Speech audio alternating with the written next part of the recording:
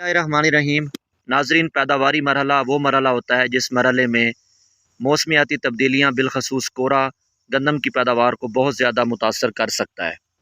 नाजरीन, जब पत्तों पर बर्फ़ जमती है तो पौधे के अंदर भी बर्फ़ की ढेलियाँ बनना शुरू हो जाती हैं, जिससे पौधे में ना सिर्फ स्ट्रक्चरल बल्कि फंक्शनल तब्दीलियाँ वाक़ होती हैं। ना सिर्फ बढ़ोतरी का तरीक़ाकार में तब्दीली आती है बल्कि पौधे के काम करने के तरीक़ाकार में भी तब्दीली आती है।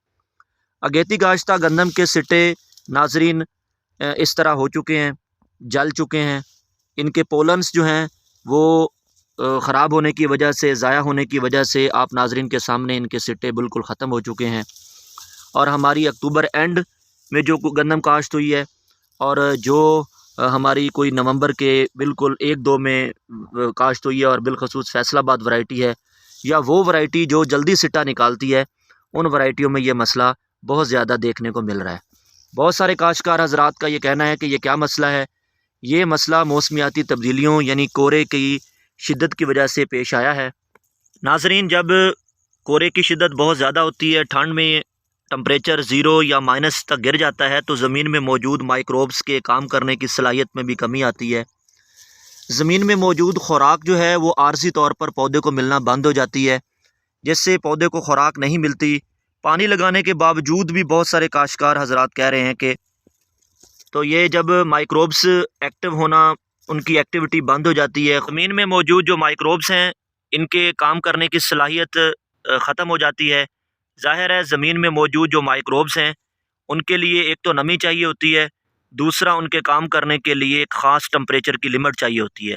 जब टम्परेचर माइनस तक गिर जाता है तो उससे क्या होता है कि उससे ज़मीन में मौजूद जानदारों के काम करने की सलाहियत में कमी आती है, खुराक की दस्तयाबी बंद हो जाती है और माइनस टम्परेचर या 0 से कम दर्जा हरारत पर ना सिर्फ गंदम का फ्लैग लीफ, ये जो गो वाला पत्ता है, ये मुतासर होता है, ये जैसे मुतासर हो चुका है, बल्कि शदीद कोरे की वजह से, जैसे कि इस साल आज हम 9 फरवरी 2023 में इधर खेत में मौजूद हैं, जनवरी में बहुत ज़्यादा कोरा पड़ा है, तो इससे ये मुकम्मल तौर पर सिट्टे भी जल जाते हैं, जैसे कि ये जल चुके हैं।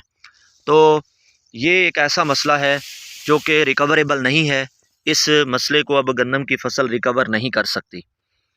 तो कोशिश की जाए कि आने वाले सालों में, इस साल तो हमें इसका कोई खातिर खा कोई भी कुछ हम नहीं कर सकते। आने वाले सालों में हमें कोशिश की जाए कि गंदम के वक्त काश को इस तरीके से मैनेज किया जाए कि गंदम को बहुत अगेती काश्त बिलखसूस अगर आप 1 नवंबर को लगाना चाहते हैं या अक्टूबर एंड में भी काश्त करना चाहते हैं, ऐसी वैरायटियों की काश्त की जाए जो लेट सिट्टा निकालती हैं, ताकि इस जो मसला है, ये जो सिट्टे अब जल चुके हैं और पैदावार में ज़ाहिर है कमी आएगी, तो इससे हम महफूज रह सकें। अभी भी इस गंदम के खेत में बहुत सारी ऐसी शाखें हैं जो नीचे मौजूद हैं, जिन पर अगर तवज्जो दी जाए, इनको खुराक की दस्तयाबी दी जाए, SOP की अगर फ्लडिंग करवाई जाए, ऊपर अमाइनो एसिड का और फंगस का साथ स्प्रे भी करवाया जाए, तो हम बाकी जो गंदम के ज़ाहिर है 10% सिट्टों में यह मसला आया है, 90% इसके सिट्टे अभी भी ठीक हैं, हम अच्छी पैदावार ले सकते हैं।